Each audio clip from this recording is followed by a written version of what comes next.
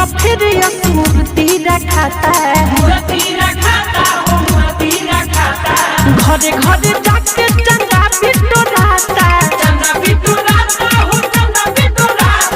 विद्या के देवी होई सरस्वती माता अरे दुआरे पर फिर मूर्ति रखाता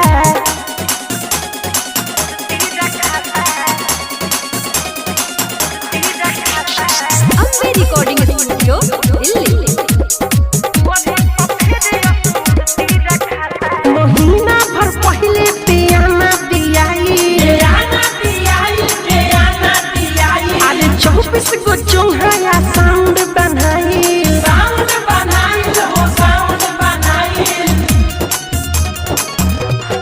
आए है महीना भर पहले पियाना दियाई 24 गो चौंघा साउंड बनाई बाटे खातिर para शादी काटाता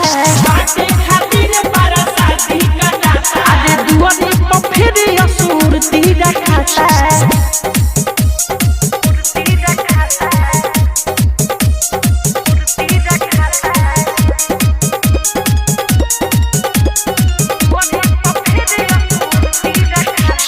पंडित जी भोरे आके पूजा कराए निर्मल जोगिस के ना बतिया भुलाए